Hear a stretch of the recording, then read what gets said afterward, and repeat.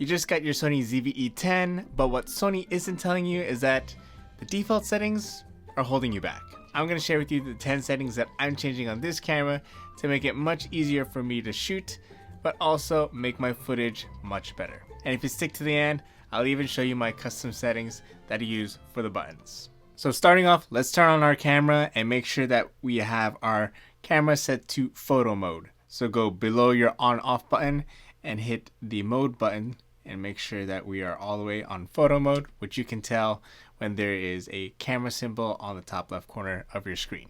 And for our first setting, in order to get the best quality pictures that we can out of our camera, we want to go ahead and shoot RAW and JPEG. So we go to the red tab all the way to the left, you see file format, and it says RAW, RAW and JPEG. Let's select RAW and JPEG. When we say RAW, it really means that we're taking the most amount of information from our photo and being able to edit it later on. This allows for most flexibility in terms of changing the color, the exposure, and you'll know the difference between this and JPEG, which is much more compressed and allows for less flexibility when editing.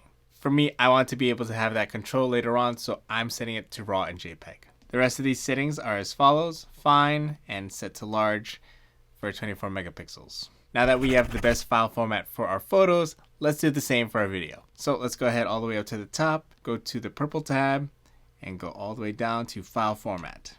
We're going to set our file format all the way to XAVCS 4K.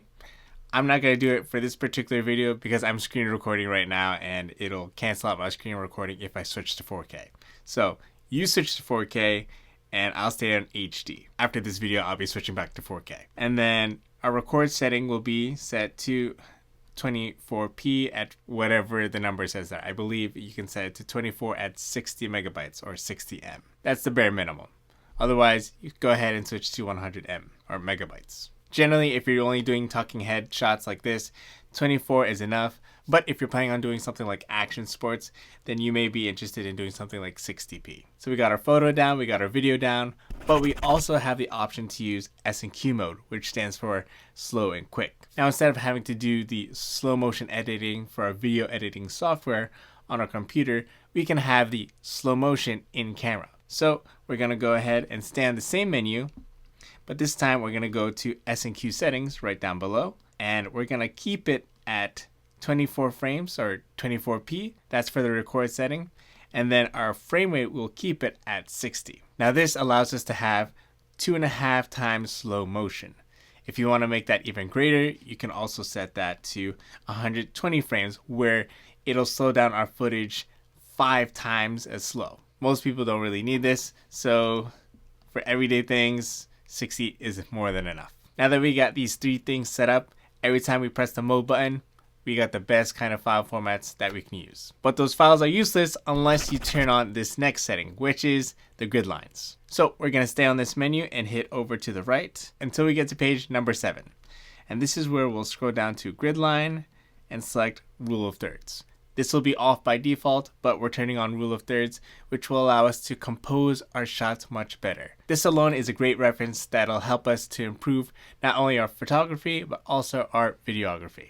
I do have a dedicated video about composition, which I will link to at the end of this video, or down in the description as well. Now on the same page for setting number 5, we want to go ahead and turn off auto review. So when you click into this menu, you have 10 seconds, 5 seconds, 2 seconds, but I leave it off. But what happens if you leave auto review on? Well, every time that you take a photo, the last image that you took will pop up on the screen. Now, since the Sony ZV-E10 is a mirrorless camera, every time that you point your camera at a subject, what you see is what you get. Unlike something like the DSLR days where you were looking through a glass and you weren't sure if your image looked the way that you took through the glass, or looked the way that it was when you looked through the glass or the viewfinder. For me, turning off the auto review means saving more time and being able to focus on what's in front of me.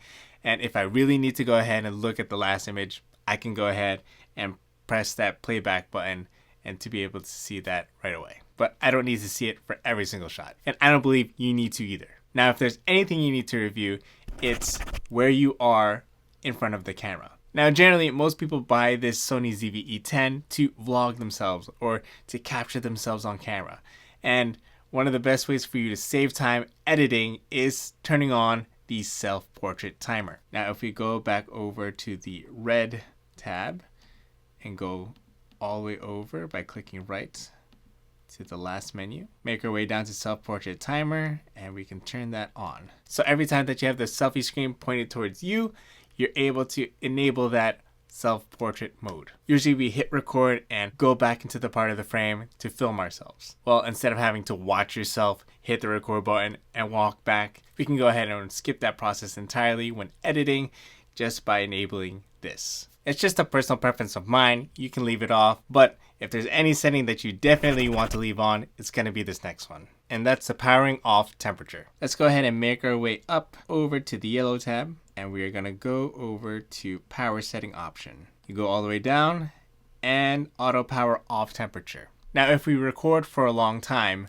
what ends up happening is there is a risk of your camera overheating. It may not be the end of your camera's life, but your camera shuts off right in the middle of your recording. That's not going to be fun. So instead, I generally like to leave this on high instead of standard. If your camera is set to standard, just go ahead and set it to high and you will get this pop up. The temperature of this device may rise to prioritize recording time, which is true. Not only for long time recording, but also for hot environments. So if you're somewhere like the Philippines, you may get a pop-up saying your camera is shutting off because it's risk for overheating. But if I leave it on high, it delays this prompt and prolongs the recording. So if you're shooting a concert or an interview, keep your battery going or keep your camera going by leaving this on high. Now, because this is a video camera, video is only part of the experience because the other part is the audio. Let's go ahead and make our way to the purple tab, move over to the right until we see audio record level. Now, you won't be able to edit this setting until we switch our mode to video. So let's go ahead and hit the mode button now. Okay, now we're on video, hit menu, and now we can change the recording level. Now I have it set to 0 because I was recording B-roll with it, but generally I like to keep it at level 12 if I'm using something like an external microphone, something like the Deity D4 Duo. But if I'm using wireless microphones like DJI Mic Mini or the DJI Mic 2 or any of the Rode mics, I will set this to 1. Generally, these are the levels that I keep it at, but of course, depending on your situation, you may still want it louder or quieter. Now, if you like to be like a ninja when you're using your camera and try not to draw too much attention to yourself, the last audio setting that you need to be concerned about is the audio signals. Every time that you go ahead and hit record, this camera by default will make a noise to let you know that you're recording or the recording stopped, which is perfectly fine. But for someone like me who does photo and video in church, I try not to bring the attention towards me every time that I point the camera at anybody. I want to make sure that I'm in the background, I'm a ninja, and nobody notices me. So let's go all the way over, still on the purple tab, and we're gonna slide over to page number 9, and we are going to turn this off. Fortunately, we don't need to use the audio signal for us to know if we're recording because this camera comes with a tally light, which is a light that glows red or lights up red to let us know that we are recording. Now for the settings for number 10, it's actually a bundle because I have settings for photo, video, and playback. So while on the purple tab, let's make our way to page 8 where we see a custom key. This is for photos. This is a good reference for you to have. You know, I try to keep everything generally the same as labeled on the camera. Nothing changed here. I left most of these the same, but where I do change the settings is in the video and the playback. For the video, if you look in here, I set my one button here to autofocus, manual focus. Sometimes my lenses don't have an auto manual switch, so I like to be able to, at the press of a button, go back and forth between manual focus and autofocus. This allows me for more smoother control in manual focus, or at least when I'm behind the camera. Number 3 is zebra display. This is a tool that allows me to know if the screen is too bright or if the image is too bright and I need to bring down my exposure. Number 4, ISO. I left it just as labeled on the actual camera, so not to confuse myself or anybody that picks up my camera. Number 5 is peaking display, which allows me to see what parts of my image aren't in focus. You'll notice it by the outlines that it has. I particularly set mine to red just because it's easier to differentiate that than the other colors for me. we go to the right, everything still stays the same. For playback, the one thing that you got to know is that I set this FN button, or this function button, to rating. At the end of a day trip, I like to go through all my photos and to be able to rate the photos that I like, or my guests like, or my wife likes, and to be able to bring that into something like Adobe Lightroom and to automatically filter which images that we already like, and I can just focus on those photos alone. So I can save time going through all the 200 something photos to remember, oh, did I like this one or did I like that one? So I set it to rating, which is on page 2, and I decided to just enable the 5-star. Generally, those are the ones that I'm going to gravitate to right away and edit those right away so that I can send them to whoever. These are the settings that I use with this camera, but let me know, what things would you do different, and maybe what custom settings do you use that maybe I should include or the rest of us should include. And since we bought this camera for mostly content creation or even vlogging, we can't just rely on settings alone. That's why I compiled a list of accessories to maximize your camera even more right over here.